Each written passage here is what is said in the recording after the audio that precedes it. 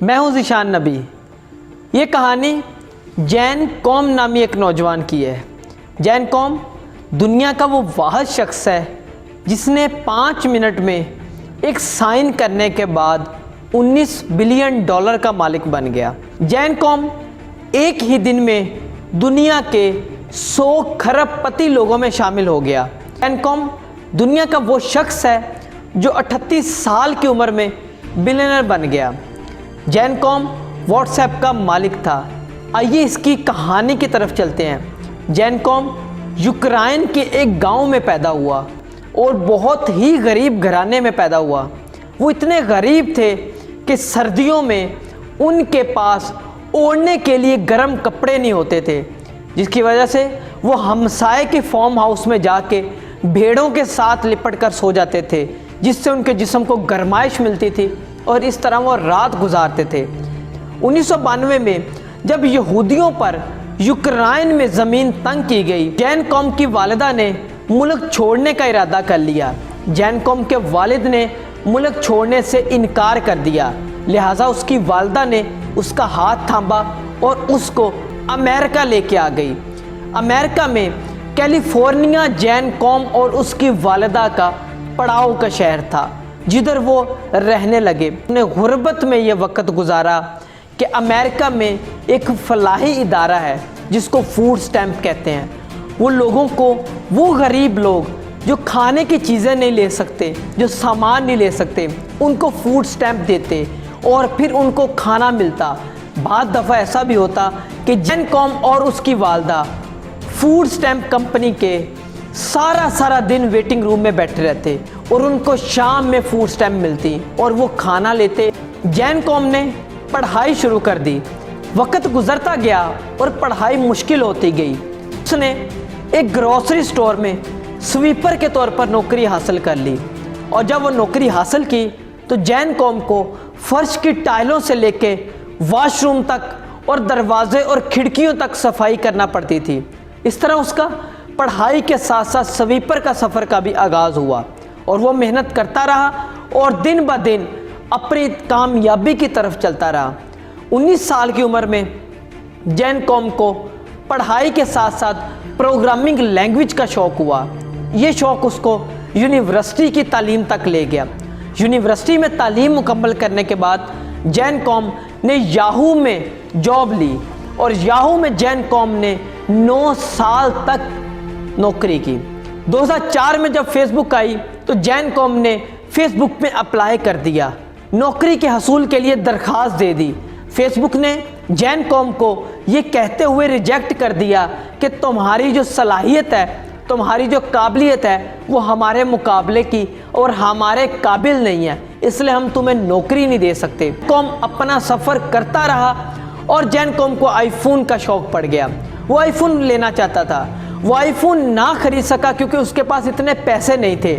उसने अपना दोपहर का लंच बंद किया।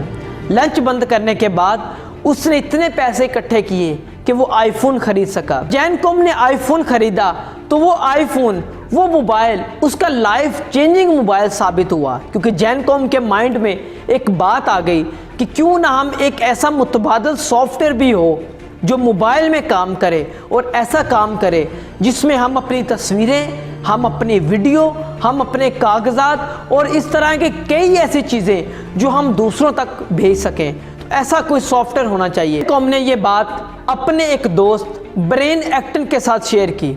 ब्रेन एक्टन ने उसके इस आइडिया की हौसला अफजाई की। उन दोनों ने 2 साल तिलिस्माती तौर पर इस एप्लीकेशन पे मेहनत करने के बाद बिलाखिर उन्होंने ये एप्लीकेशन तैयार कर ली। जब ये एप्लीकेशन तैयार हो गई तो फरवरी 2009 में इसको लॉन्च कर दिया गया और देखते ही देखते ये पूरी दुनिया में छा गई। इस एप्लीकेशन को दुनिया के 2 अरब लोग इस्तेमाल कर रहे हैं और दुनिया की बड़ी बड़ी कंपनीज, बड़े बड़े इन्वेस्टर्स इस एप्लीकेशन को ख़रीदने की दौड़ में लग गए। फरवरी 2014 में फेसबुक भी इस एप्लीकेशन को ख़रीदने की दौड़ में शामिल हो गया। जैन कॉम के साथ जब फेसबुक की इंतज़ामिया ने रब्ता किया कि फेसबुक ये एप्लीकेशन ख़रीदना चाहता है, तो जैन कॉम काफ़ी देर तक कहका लगाता रहा और कहा 2007 में ये वही कंपनी है जिसने मुझे ये कहकर रिजेक्ट कर दिया था, ये कहकर मुझे नौकरी नहीं दी थी कि मैं उनके काबिल नहीं हूँ। तो लिहाजा जैनकॉम ने उनके साथ इस एप्लीकेशन को खरीदने की हामी भर ली। $19 बिलियन में इस एप्लीकेशन का मुआहदा हुआ। दोस्तों, ये रकम इतनी बड़ी है कि इसको अगर पाकिस्तानी रुपयों में हम कन्वर्ट करने की कोशिश करें तो दोस्तों एक बात याद रखिए, पाकिस्तान के फॉरेन एक्सचेंज रिजर्व जो हैं वो सिर्फ $12 बिलियन हैं और इस एक एप्लीकेशन की कीमत $19 बिलियन थी। दोस्तों, जैनकॉम ने एक बड़ी अजीब सी शर्त रखी और फेसबुक इंतज़ामिया ये शर्त सुनकर बड़ी हैरान हुई, और वो शर्त सिर्फ एक थी और वो ये थी कि जैनकॉम फूड स्टैम्प कंपनी जो फलाही इदारा था उसके वेटिंग रूम में बैठकर इसका मुआहिदा साइन करेगा। फेसबुक ने इसको इनकार कर दिया। 2 महीने मुसलसल इस पर बहस होने के बाद फेसबुक इस शर्त पर आमादा हो गया, क्योंकि फेसबुक किसी भी सूरत ये मुआहिदा अपने हाथ से जाने नहीं देना चाहते थे, क्योंकि उनको पता था कि ये दुनिया की एक बहुत छोटी इन्वेस्टमेंट है और ये दुनिया की एक बहुत बड़ी प्रॉफिटेबल कंपनी है। लिहाजा एक दिन मुकर्रर हुआ, उस दिन पे फेसबुक की इंतज़ामिया जैनकॉम के पास उसी फूड स्टैम्प कंपनी, उसी इदारे के वेटिंग रूम में चले गए, जहां उस वेटिंग रूम के आखिरी कोने की आखिरी कुर्सी में जैनकॉम बैठा रो रहा था। और जब वो इंतज़ामिया अंदर दाखिल हुई तो उन्होंने कहा कि सर, वी आर हेयर। इस पर जैनकॉम ने जब आंखें उठाकर देखा और अपने आंसू साफ किए और इस तरह उसने इस पर दस्तखत किए और चेक लिया। जब जैनकॉम ने वो चेक लिया, लेकर उसी इदारे के रिसेप्शन में खड़ी औरत के पास वो चेक लेके जाता है और उसको चेक दिखा कर कहता है कि finally I got a job.